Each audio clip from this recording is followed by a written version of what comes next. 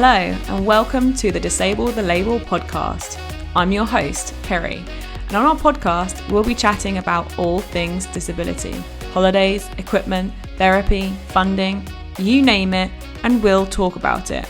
We want to empower and support parents of disabled children across the UK whilst they navigate their child's life. So, what are we waiting for? Let's get into it. This podcast is sponsored by Walk This Way Oxford. Walk This Way Oxford is a specialist training centre focusing on strength and conditioning for pre and post SDR operation. If you'd like to find out more about Walk This Way Oxford, you can find them on our app, Disable the Label, available on Google Play and App Store. On this episode, we have Dan, who's come to chat to us again. He's one of our ambassadors, and we wanted to talk about changing the thoughts and fears around disability. So let's get into it. Okay. Hello and welcome to the podcast. Today we have Dan. Dan was on a previous podcast. He is our ambassador, or one of our ambassadors. So welcome, Dan. Hello. Nice to speak to you again. Nice to chat to you again. How are you doing? Yeah, pretty good. Life's moving fast. So yeah. Yeah, it definitely feels like it is. Life's dramatically changed since we last chatted. So yeah, tell us a little bit about yourself for the listeners that haven't heard your last podcast, so that kind of everyone's up to speed with who you are, just not that you're just Dan. Yeah. So yeah, I'm Dan.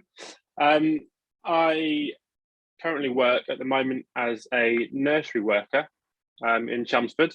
I've been doing that for about 7 years now, just across different nurseries before where I used to live up in Warwick.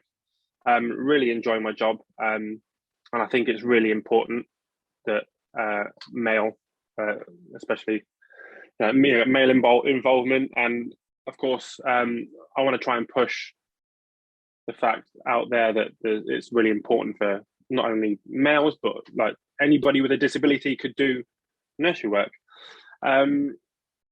And yeah, I play football for a able-bodied side, 11-a-side on Saturdays, and I throw javelin for athletics. Cool. And what's your disability, so that everyone knows? I have cerebral palsy. I've got hemiplegia on the left-hand side. Cool. So it affects your hand, your arm, hand, and your leg. Yeah, hand, leg, just everything pretty much on the left-hand side, but predominantly my arm and my leg. There's partial paralysis. Yeah, cool. So that's for everyone who doesn't know exactly, because I know, and also sometimes actually I've met a few hemiplegia that it obviously is both arm and leg, but it can be you wouldn't even know the leg was affected necessarily. It is quite hard to tell sometimes.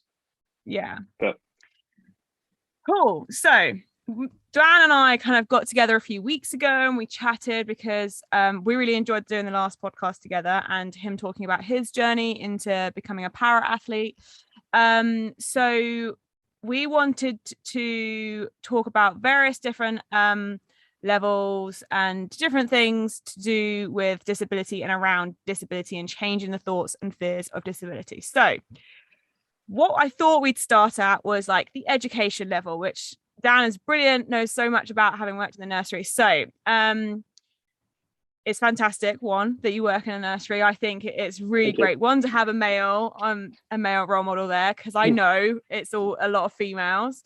But two, to have somebody that's got a disability within a nursery setting. That's like children so young that are going to learn about a disability that they may never have if they've gone to another nursery. So one, fantastic. So how what is the key thing when you're learning or teaching like the early age kids about disability? What's the key kind of thing that you discuss, or how do you kind of talk to them, I suppose?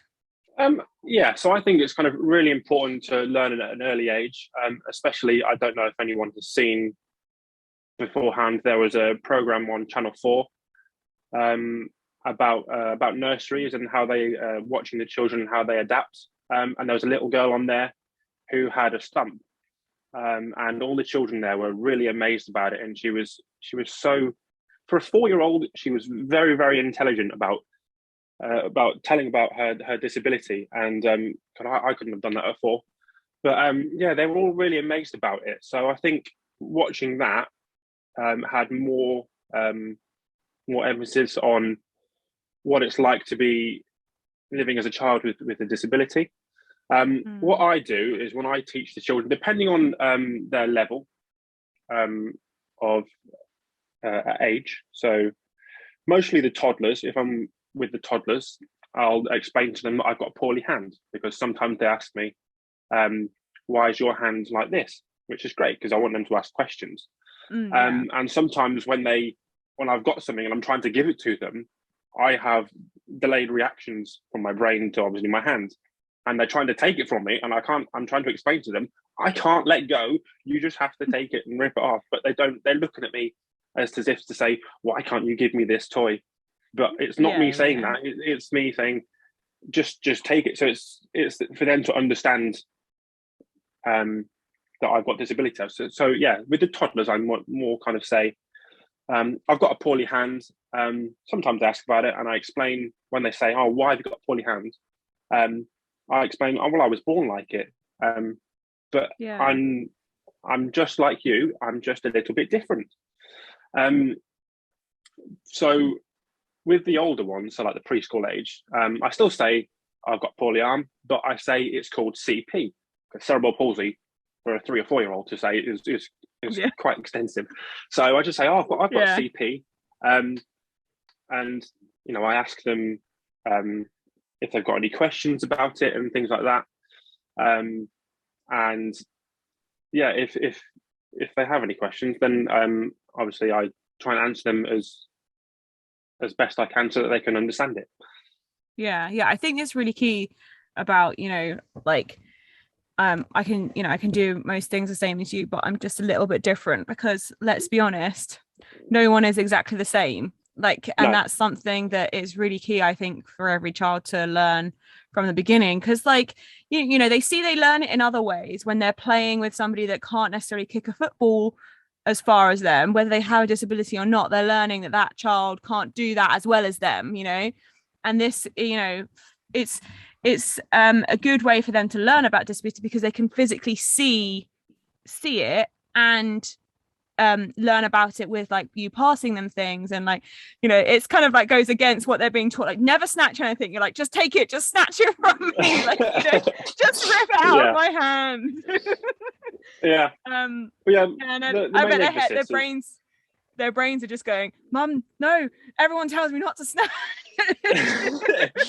I do explain to them. I do sometimes explain to the parents, and it's quite good at the moment in my nursery, because all the parents know that I'm disabled, because I explain it to them, and they're kind of held back a little bit, because I didn't really know what to say. But then when I came and explained it to them, they're like, oh, okay, it's really good to see, there's a disabled male in the nursery and things like that. So yeah, with the children, I kind of emphasize everything with everybody is unique, and it's okay to be different. Who wants to be normal? It's boring. So no one wants to be the same. And if we were all the same, my goodness, that would be a boring world, wouldn't it? So but we're all unique, but in the same way, I try and make sure that they understand that they have something that's different, but they're exactly the same as someone else. They're just a little bit different in terms of if they've got one arm or one leg, or we've got children in our nursery that have got Down syndrome and cleft palate. So there's loads of different sort of disabilities that are around there. It's quite hard to explain to them, but I do it in a way that's kind of more interactive. Yeah. So that they can understand. Do you ever have to kind of, I suppose more with the 3-4-year-olds, do you ever have to kind of change the way that they're talking about it at all? Because I don't know whether, because you are there and the way that you talk about it is not necessarily the correct way, but what I mean, the things that are being said are said in the right way, and therefore they're learning that. But do you ever have to necessarily correct them on anything, or?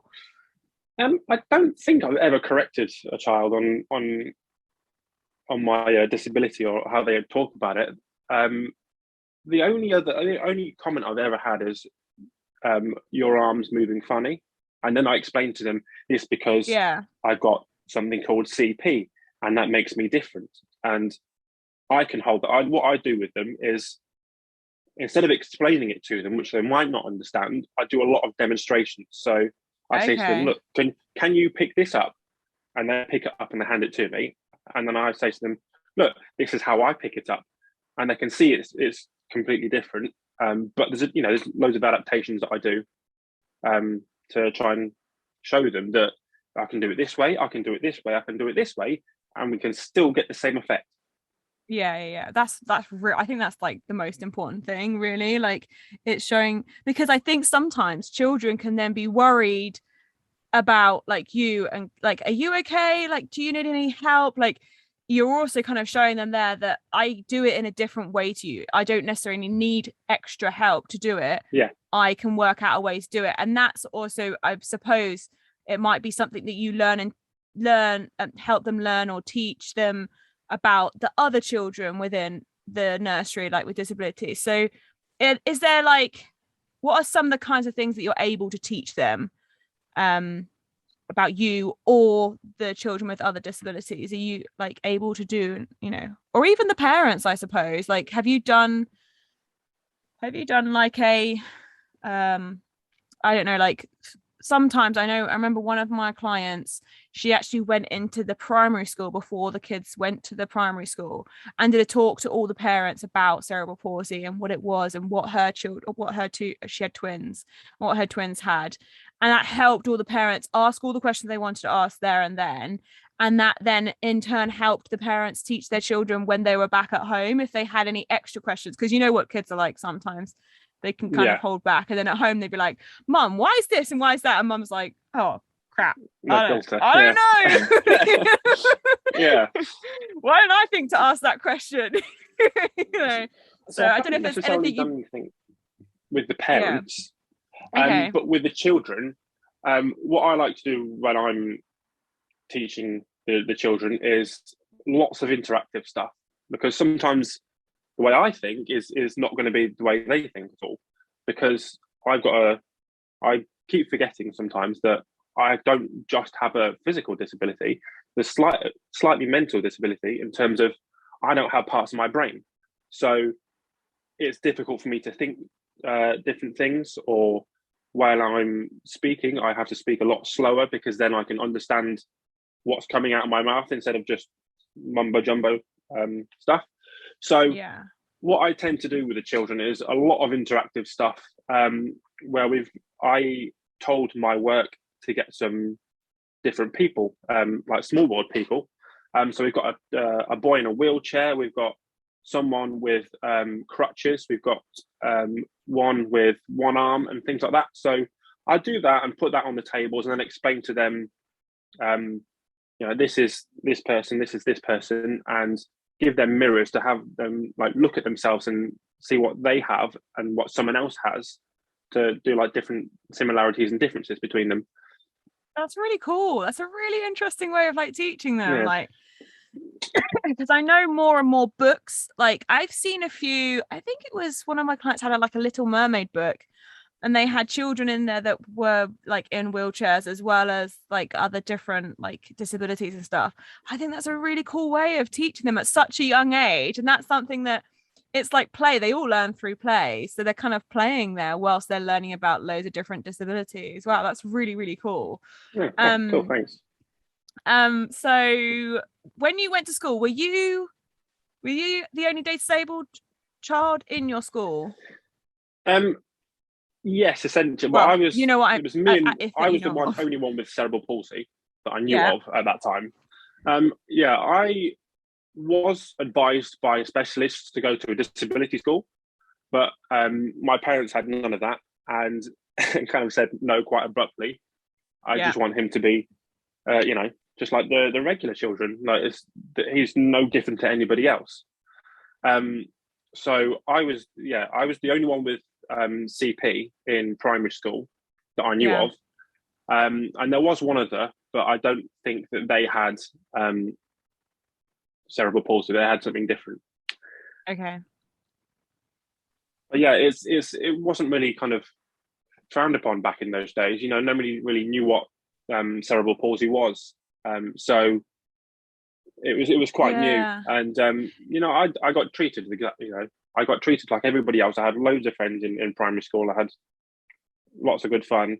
But it's Yeah, that's also that time where I fantastic. was kind of finding out ways of, well, I can't do this, I can't do this, I can't do Mm. this. But then thinking, going back to my parents and saying, oh, I can't do this, and they've done this, but my friend's done this today, but I can't do this. And I was like, no, you can't do. It's not that you can't do it. It's just that you have a different way of doing it to get to the same result.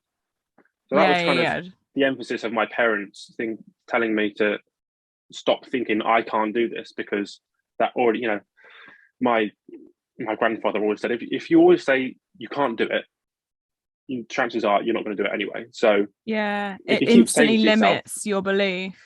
yeah. So Yeah. yeah, I was the only pretty much cerebral palsy child in the nursery and in school, which I Did didn't you really have understand like those days. But no? Did other kids ask you questions like when you were? um, not necessarily. I mean, the questions I quite got a lot was, why am I running like this? Because I used Right. to play football or play tig in the garden or on the playground and things. The only questions I ever really got were, why is my arm running differently to my other arm? And I tried to explain to them if the best I could, or I was just say, oh, I've got a handicap. That's what I used to say. I didn't really know what disability or cerebral palsy was back then. It was I totally always used to different say, wording. I've got a handicap, which to me meant just a word. It was nothing different. It just meant that Yeah. there's things that you can do that I have to adapt. Yeah, yeah, yeah. So what do you or how do you think parents can encourage, like, say, for example, their other siblings, as in the siblings of their disabled children, if they have any, um, about explaining to other children their age about their brother and sister? Because obviously you have a sister, right? I've got two sisters and a brother. Yeah, Okay. Oh, okay. Yeah. So yeah, I don't know exactly. whether, like, they obviously may have got asked questions, or, I know you can't answer for them, but I think it's kind of really key to teach, if you're teaching your other siblings about the other, children about their sibling and how to talk about it and explain their disability or whatever it may be. I Yeah, feel like that's really key, because if you've got a sibling that's, and I'm not going to lie to you, I have experienced it, where the sibling would say to the brother, you can't walk, so you're not playing with me, and you can't talk, so I'm not going to speak to you today. And I think that can be really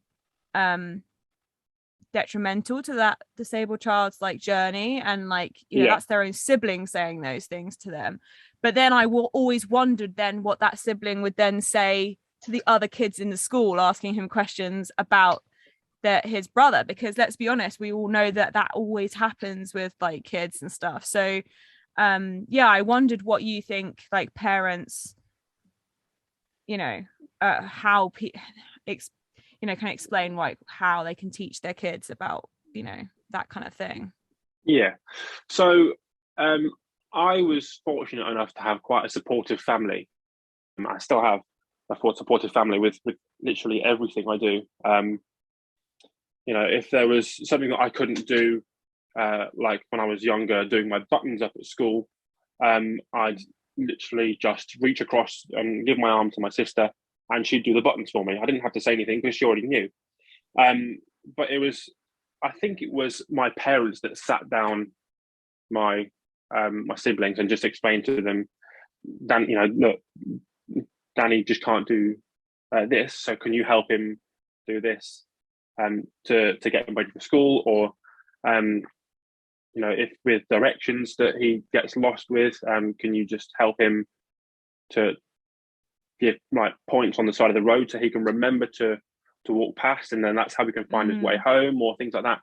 So yeah, my message to parents, I think, is the main thing is encouragement. A lot of encouragement is needed at a young age, because it's at that age where you're trying to figure out your disability and you're trying to understand that your friends can do something and you're struggling to do it yourself.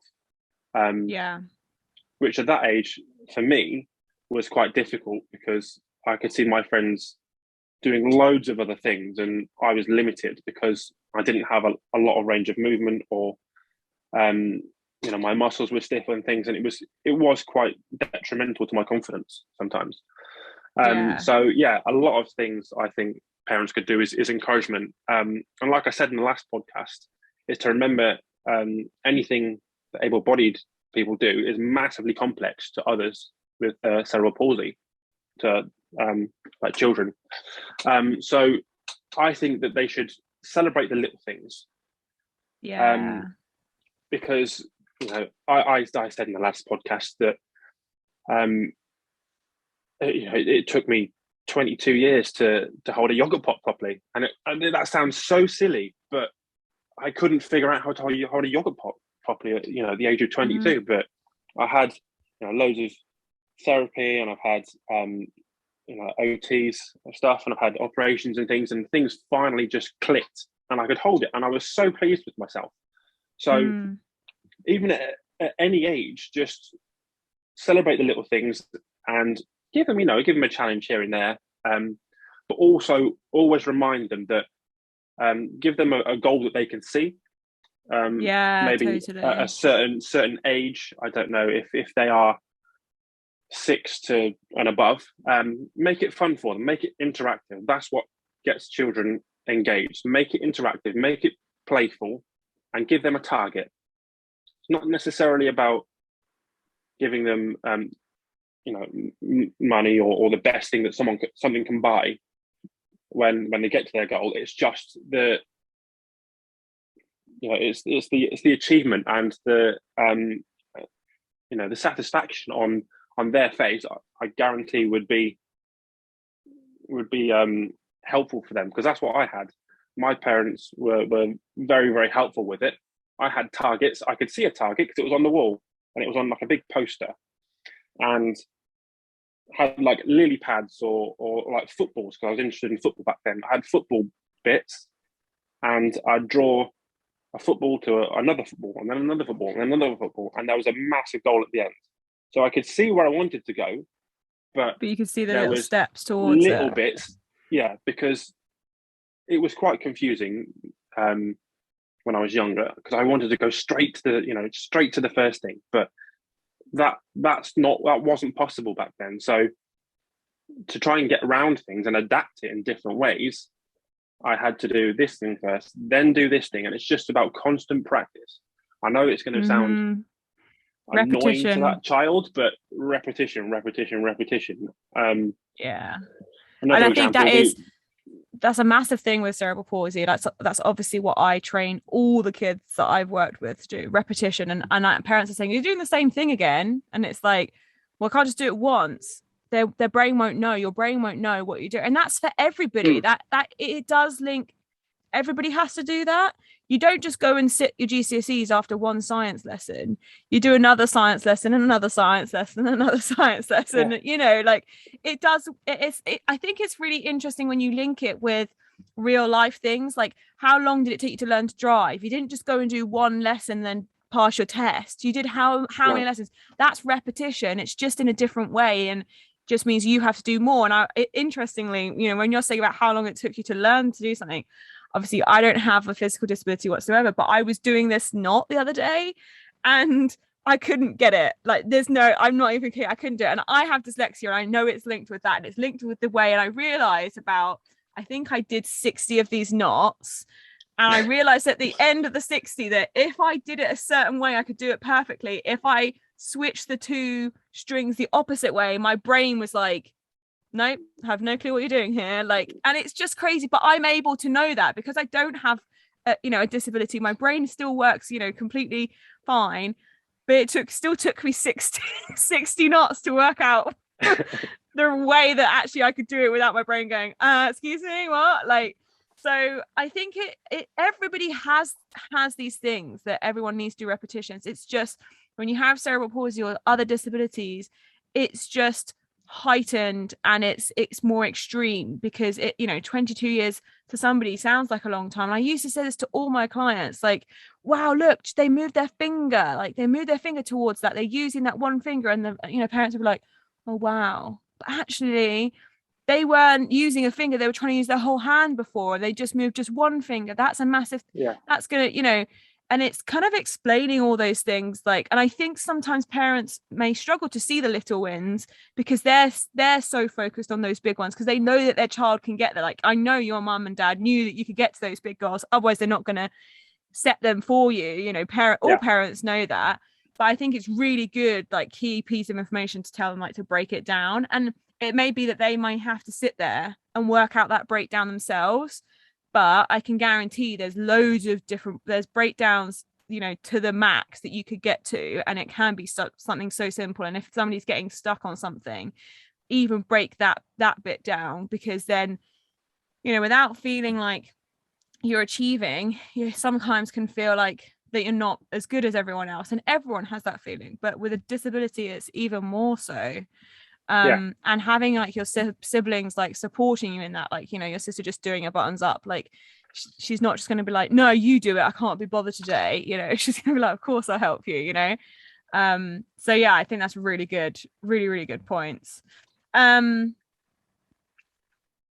question on this subject: what do you think parents that don't have any children with disability, may not have any experience themselves with a disability, what do you think they could teach their kids about disability, or whether that be the way to approach something? I don't know. I know I have something that I would say to a parent, but I don't know what you would say. Like, I think it's just the questions. I mean, yeah, I would give the child a benefit of the doubt for the first couple, because they're still learning themselves, and they're still trying to, at that age, especially the ones that I'm working with now. I know they're only 2, 3, and 4, but it's so simple and it's so effective to teach them that there are different things out in the world. So give them the benefit of the doubt of asking them questions, and then kind of word it in a way that they can then tell their friends, and then it will kind of like get on the grapevine, and then they can teach others, so they're not they just can learning. teach other people. Yeah, totally. I think I would agree. Like, for me, I would always tell a parent to tell their kids to ask questions, because that's, like, questions are completely okay. When a child ends up just kind of looking and watching another child or an adult with disability, that can become and feel quite intimidating. Everybody knows being watched feels intimidating and feels like you're just staring at somebody. And everyone, especially when you have a disability, that there's something looks different to somebody else. So I think most people will prefer your child to be asking questions, and don't stop them, because I've even been in, like, situations where a child's come up to me with one of the kids that I've been with, and they've gone, why is he in a buggy? And, like, it's like, oh, and the mum would be like, no, don't ask those questions. And actually it's really good for them to ask, because that's just the way that they're thinking. They're not going to say, what disability do they have, because they're a child. They don't have that way of thinking yet. They have so why is he in a buggy when he's, like, really big? Like, because that's what it look in their head, that's what they're linking with. So questions are really good, like, for parents to tell their kids to ask. That's the only way they're going to find out the answers and get the knowledge to then pass on to other kids. It means that to the parents, it might just, they don't want them to ask the questions. But from a child's point of view, from where I stand, from where my background is, working in early years, is that getting a child to answer a question is that they're taking an interest in somebody else that's different, and then they could end up playing with them and helping them at nursery or at school, even if they haven't, so if they haven't got any siblings, or if they haven't got any siblings, then getting help from one of their friends is going to be so helpful growing up, because then that can build the bond, and then if the person with the disability struggles to understand or explain it to other people, or doesn't want to explain it to other people, they've got their friends to say, yes, he or she is different, but he's exactly the same. So it's got kind of having they've got their little backup. But a bit of a barrier backup with them. Yeah, I think that's really cute to even see, like, you know, that children have that, like, and you see, like, in those kind of Channel 4 like programs, you know, about like 4-year-olds, they all chat. Let's be honest, they're all talking so much. And you guarantee if, you know, they've met somebody at the weekend at a play park that's got a disability, when they've ended up playing with them and they've asked them questions, they're going to go and tell their friends about that, because they're not going to tell them because they had a disability. They're going to tell them because they probably had a great time with them. Like, and that person was open, and that child was open to say, like, oh yeah, no, I'm fine. I just, you know, can't use my legs the same way as you. And, you know, however, the way that they've been taught to kind of explain. So yeah, I think that's really cool.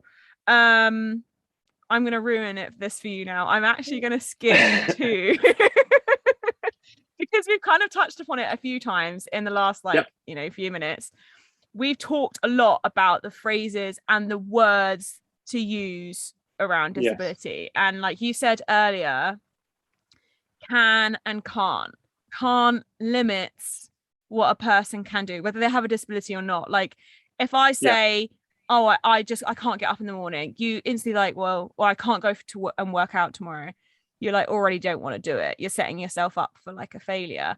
But I think that's also not only in a disabled child's life, but from where somebody's talking about them, or you know, a parent is saying about, like, I think it's really key, can't and can, because it's something that I've kind of said to a lot of my like kids when they've said, oh, I can't walk. And I don't ever see them that they can't walk. I see them that they can walk, but they need extra help, whether that's a piece of equipment, or whether that's me, or that's just somebody holding their hand. Because I know of kids that is, you know, got cerebral palsy, and all they need is just somebody to hold their hand, because the stick is too much, but a hand is like, you know, just enough. And it could just be like when they're tired, they need that. And I, you know, that's the thing, you know, it fluctuates so much, as you're very aware.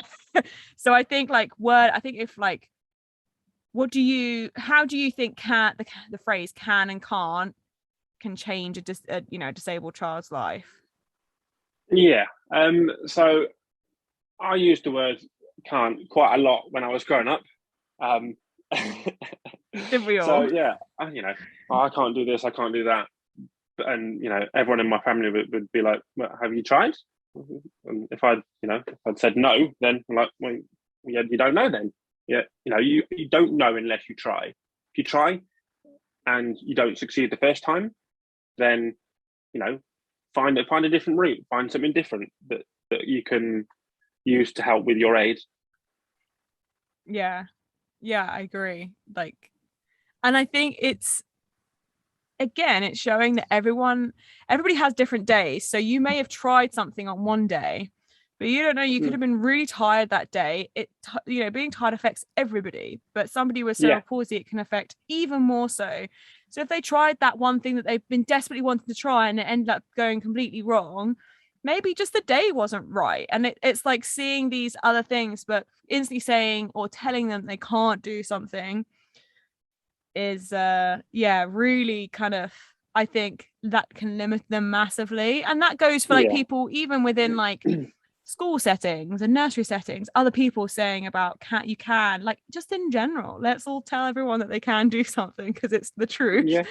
You know, I mean, it's the, you know, it's for the parents, it's kind of like, if the child say that they can't do it, it's just kind of, it's a trial and error technique. You've got to try. If you don't try, you're not going to succeed. Like, if you don't try it, then why bother starting it anyway? Because you know you're gonna. For me, if I say I can't do something, I'm saying, oh God, I can't do it. I'm so annoyed. I'm leaving it.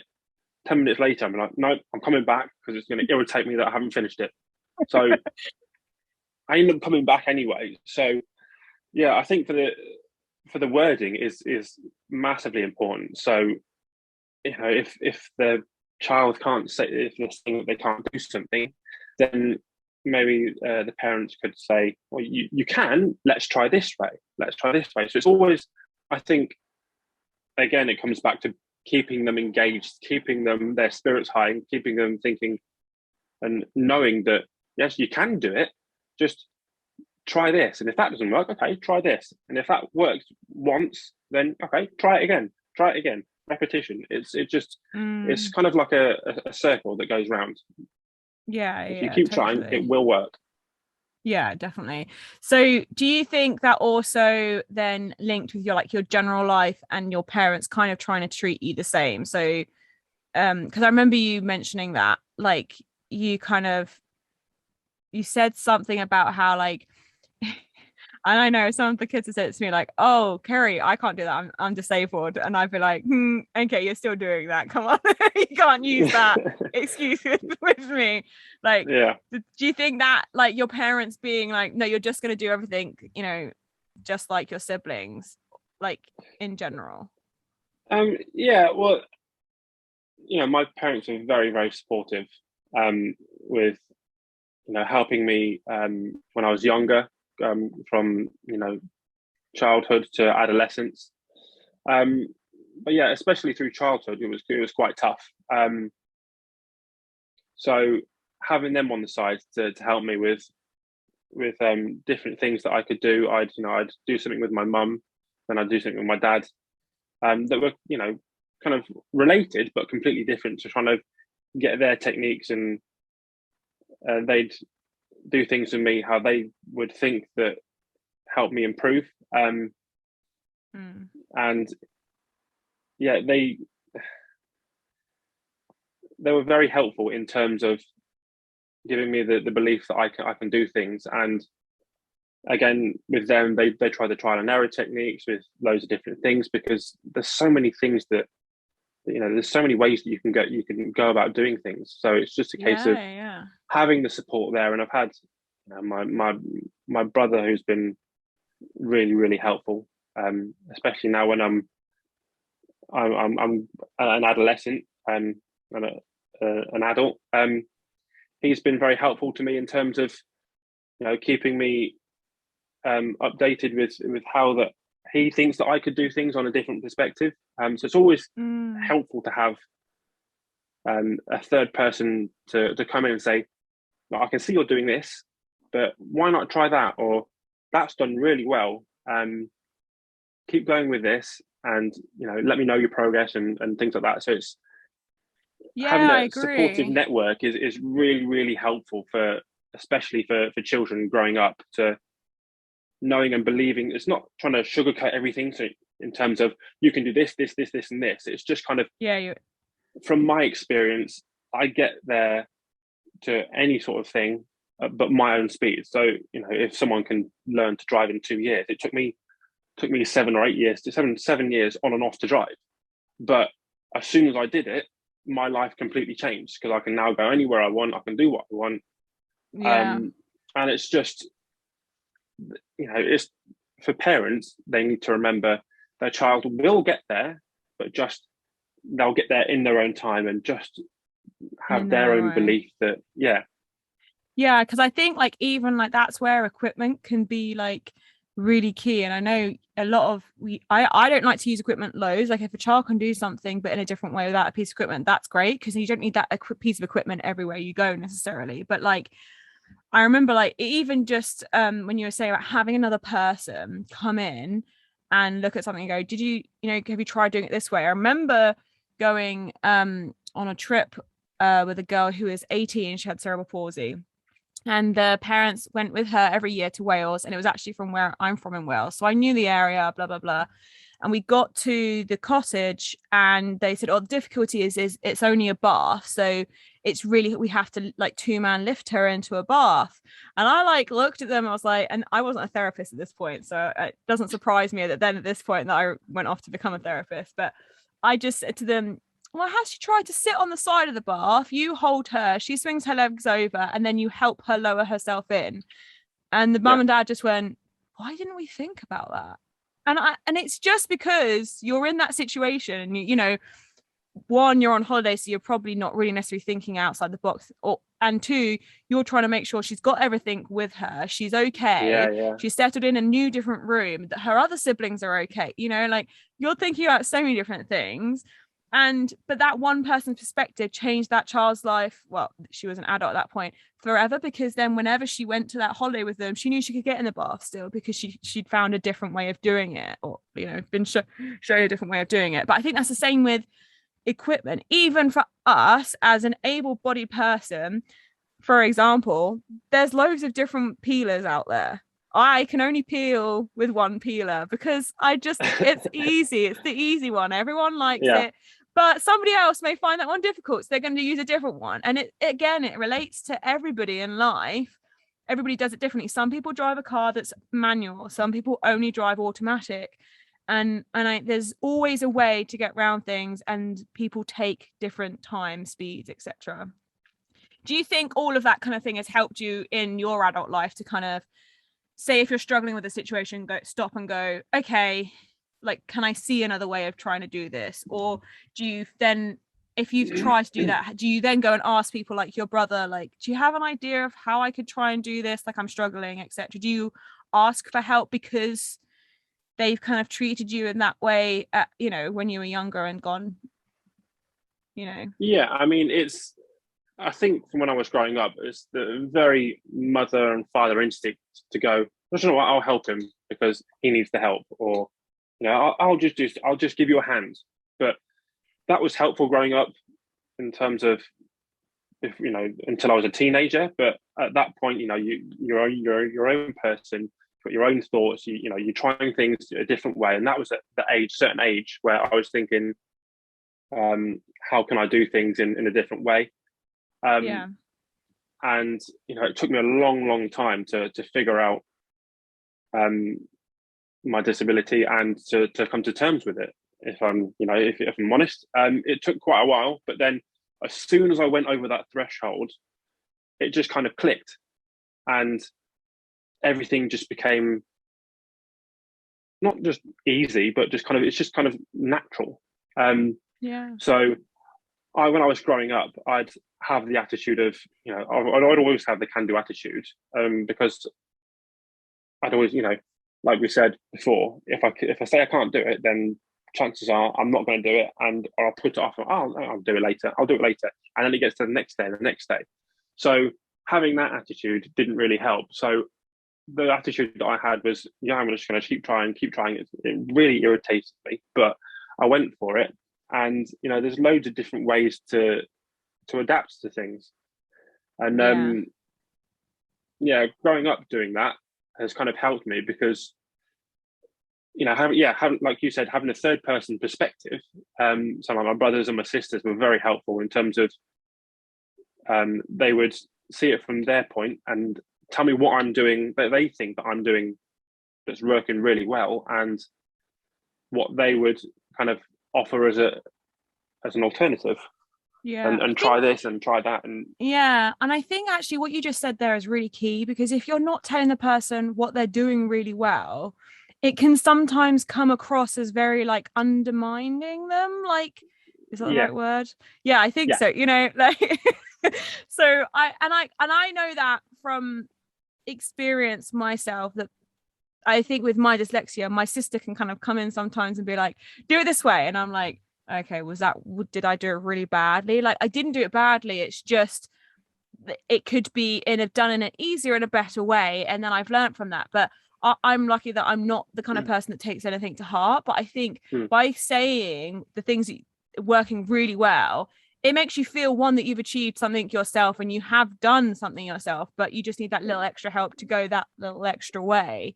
I think parents can kind of like take that away from this podcast and go, actually, yeah, that's a really good point. Saying, you know, having being an outsider in their life in a way, like a parent can come in and say, well, have you tried to do it this way? Like, you're doing this brilliantly and this works really well, but if you did this as, you know, differently, you'd get to here, you know. And I think that's it. We always called it like was it a positive sandwich in therapy? Like, whenever I did my course, so every time I finished like a session or like a group session, like one-to-one or group, I'd go around to all the kids and I'd be like, you did this really fantastically today. You did it like this, and it was brilliant. I'm really, really proud of you.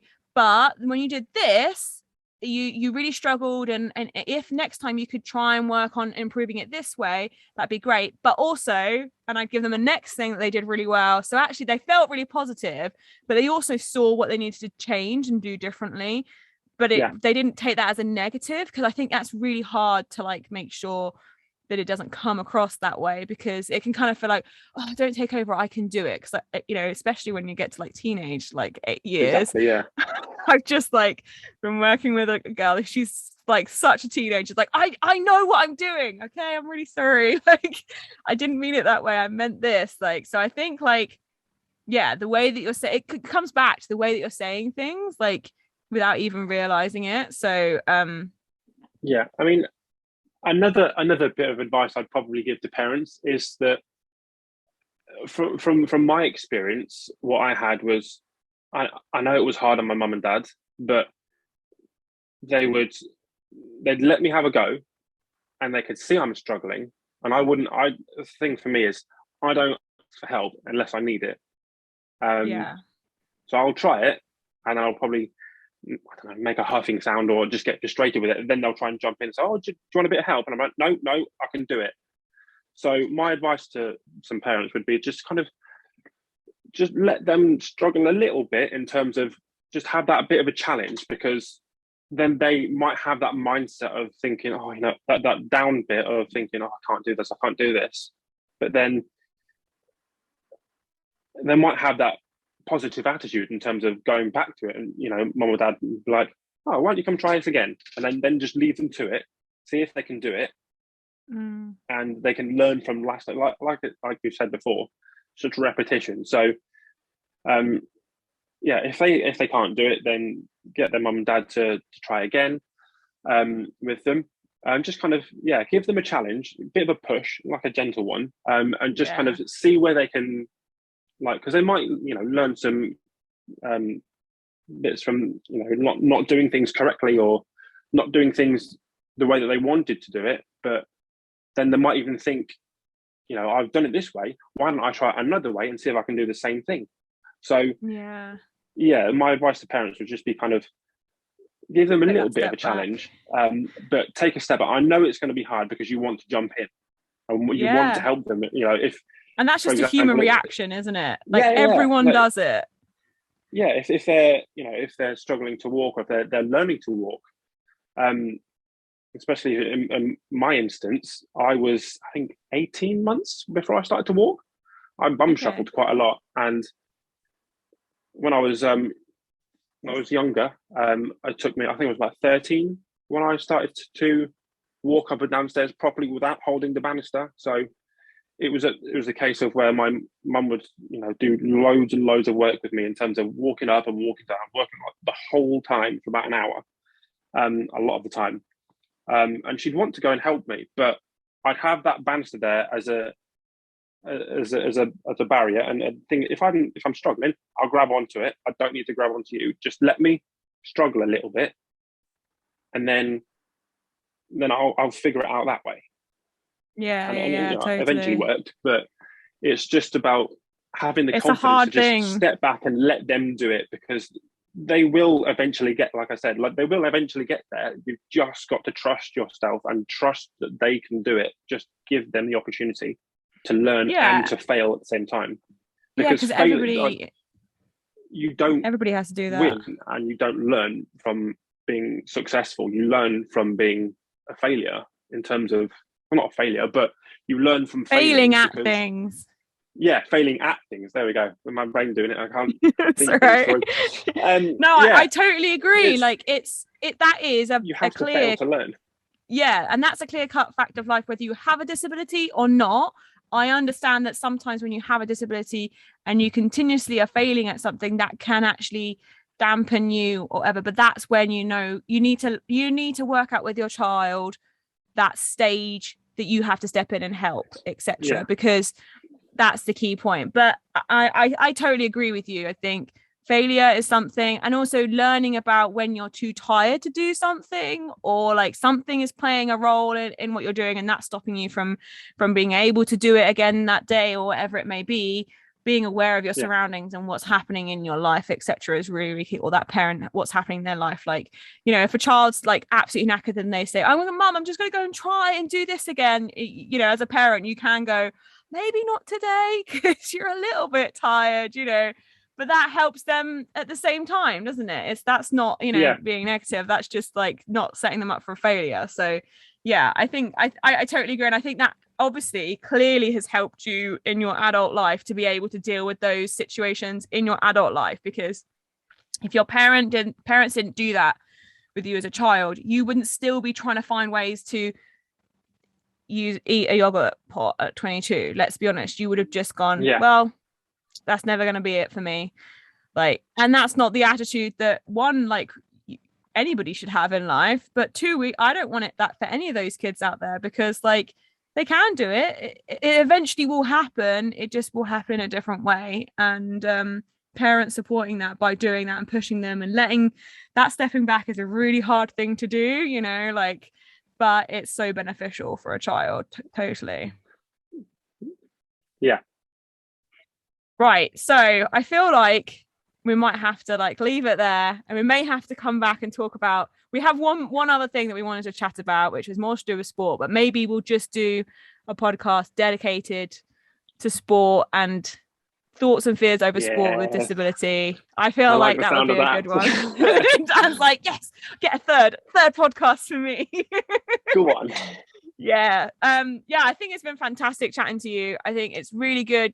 Some amazingly key points for parents, and like experiences, like take it from somebody who's been a child in that situation and who's now an adult, who is able to explain, one, how they felt, two, what helped them, and three, what to do, you know, for other kids around them. And I think teaching other children, teaching your disabled child as well, is really, really key to help them grow and flourish into like adulthood and feel like confident in themselves in a surrounding where they might be the only disabled person. Like, that's going to happen. That's a fact. You know, we all know that at some stage in their life. So yeah, thank you so much for coming on and chatting. It was That's really, all right. really good. I'm more than happy to have a talk. And you know, if there is anybody out there listening and does need any help with anything, then you know, this is my cue now to say, you know, you can reach out on me on Instagram or find me on any social media, and I'm always more than happy to help. I get quite a few parents contacting me on social media just saying, you know, wow, you're such an inspiration, and I'd like to see how my child can do this in the future. Is there any ways that you can tell me, like, did you have this as a child growing up? Did you have this and this and this? So I'm always open for anyone who wants to talk and understand, you know, how things I had from my perspective, or just any help, because definitely. I want to help those that have the next generation that comes up that then doesn't have the struggle or doesn't have the knowledge to go and research things. And if they get confused or if they get worried about things, then hopefully I can be here to hand, you know, just to make them reassure them that everything will be okay. Just you know, here's the information and try this. Yeah, definitely. So yeah, you can follow Dan. His Instagram is Dan_Hemi_help_me. And you'll be able to find his YouTube channel there as well. And yeah, you can message him and ask him any questions you want. So, and if you have a question that you want to ask him, but you're not on Instagram or Facebook or whatever, you can always message us at information@disablethelabel.co.uk. Right, we shall leave it there. Thank you so much, Dan. Awesome. Look forward to the third one. Right.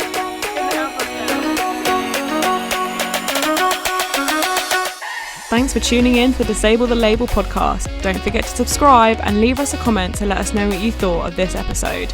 More episodes will be coming soon, so make sure you tune in. Don't forget you can download our app for free via the App Store. That's Google Play or Apple App Store.